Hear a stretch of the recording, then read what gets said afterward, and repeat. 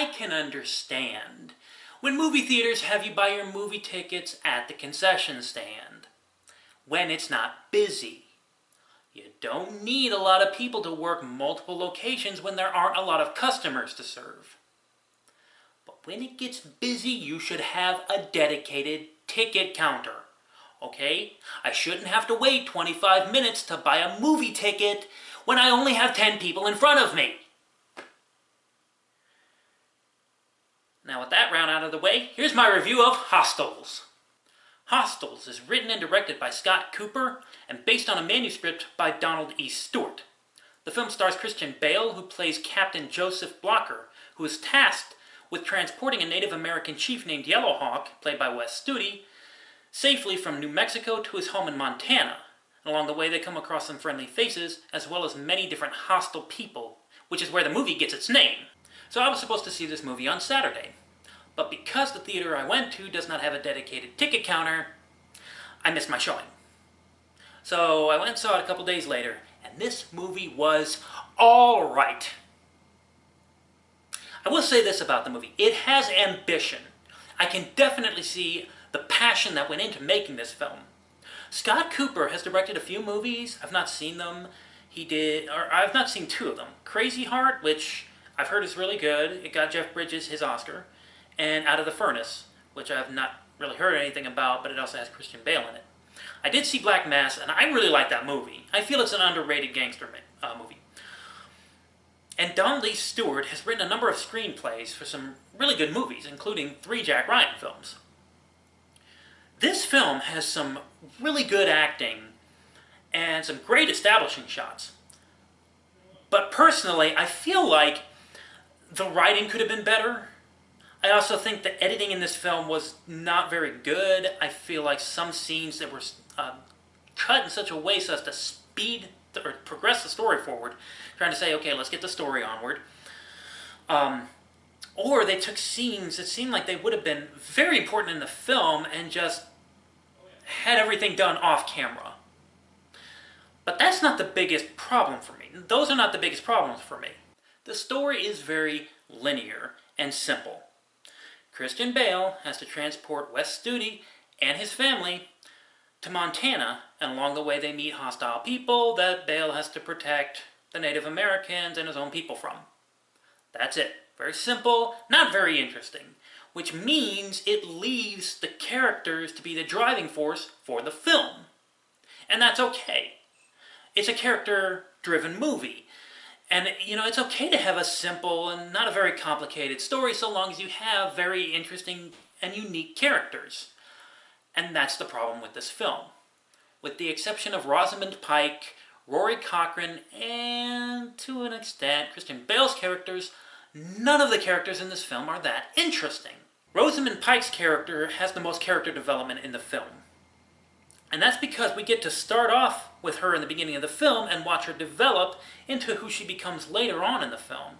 We're there with her from the start, and we get to watch her change, and we can feel and better empathize with her about what's happened to her.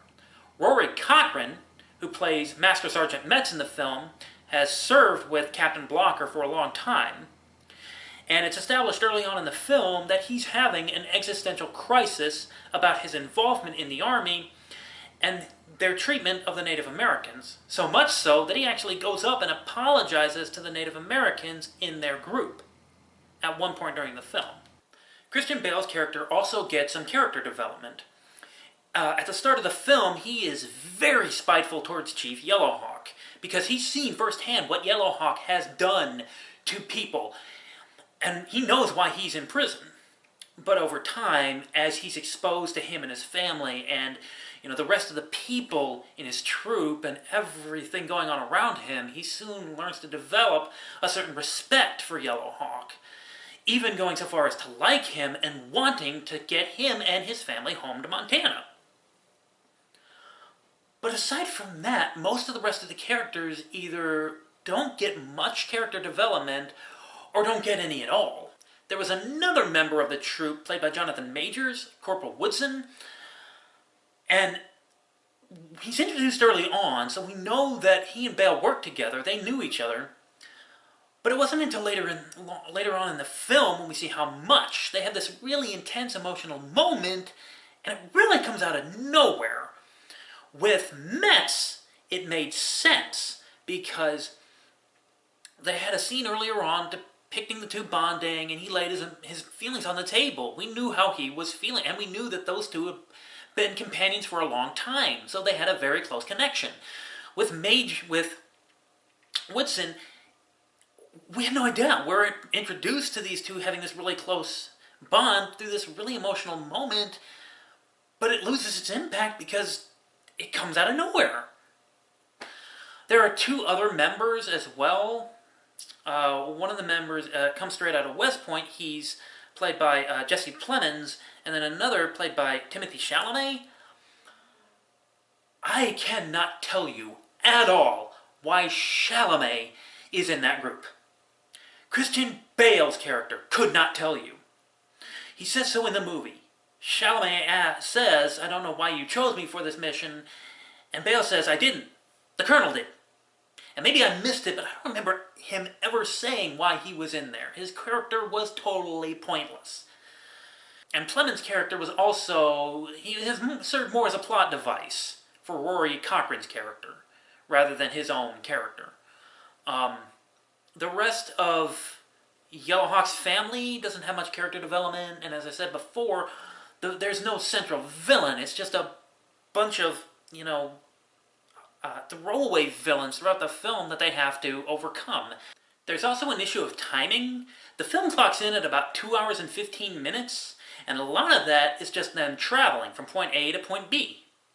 I honestly think they could have cut back on some of the traveling as well as a few other extemporaneous scenes and focused more on introducing the characters. Not just showing interactions between the characters, but letting us as the audience get to know who they are. Overall, I'm going to give the film a 6.5 out of 10. It's not a bad movie, it's just lackluster. Great performances and some decent cinematography don't make up for an overly simplified story and underdeveloped characters. But I do commend Scott Cooper and everyone else involved for their efforts. And that's what I got. Thank you for watching, and I will see you next time.